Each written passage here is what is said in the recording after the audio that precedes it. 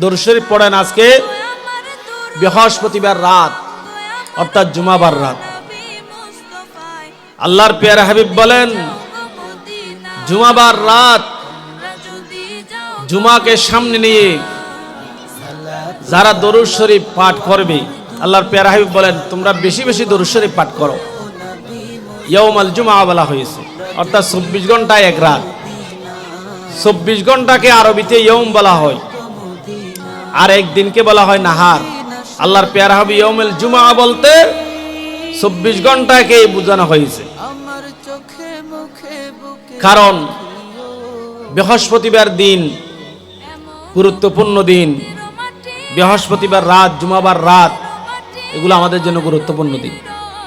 সেজন্য বৃহস্পতিবার এবং সোমবারে রোজা রাখার ফজিলত অনেক অনেক হাদিসে পাকে অসংখ্য রেওয়ায়েত এসেছে। আজকে আমরা আমল থেকে অনেক দূরে।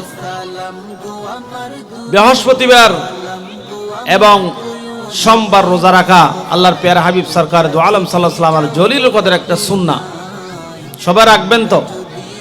রাখার চেষ্টা করবেন তো? রাখলে আল্লাহর পেয়ারা হাবিব সরকার দু আলম সাল্লাল্লাহু আলাইহি ওয়াসাল্লামকে প্রশ্ন করা হলো, ইয়া রাসূলুল্লাহ, কেন আপনি বৃহস্পতিবার এবং সোমবারে রোজা রাখেন?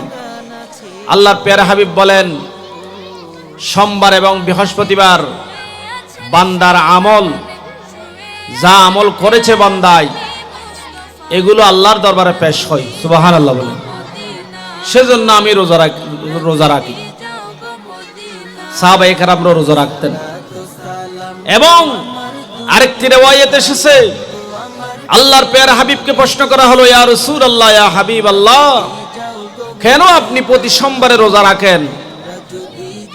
আল্লাহর পেয়ারা হাবিব সরকার দু আলম সাল্লাল্লাহু আলাইহি ওয়াসাল্লাম ইরশাদ করেছেন, সোমবার আমি রোজা রাখি কারণ সোমবারে আমি নবীর আগমনের দিন। সুবহানাল্লাহ বলেন। সোমবারে আমি নবী দুনিয়াতে এসেছি এবং সোমবারেই আল্লাহর পেয়ারা হাবিব সরকার দু আলম সাল্লাল্লাহু আলাইহি ওয়াসাল্লামের উপরে আল্লাহ সুবহানাহু ওয়া তাআলার কালাম কোরআনে পাক, সর্বশ্রেষ্ঠ গ্রন্থ, আখিরি কালাম কোরআনে পাক নাজিল হয়েছে সোমবারে। সুবহানাল্লাহ বলেন। সেজন্য আমাদেরকে বৃহস্পতিবার এবং সোমবারে রোজা রাখার জন্য চেষ্টা করতে হবে। আল্লাহ আমাদেরকে কবুল করুন, আমিন বলেন। এই রোজা, এই নামাজ, এগুলো আপনার আমার জন্য নাজাতের উসিলা হবে। কিয়ামতের ময়দানে সেদিন কেউ কারো উপকারে আসবে না।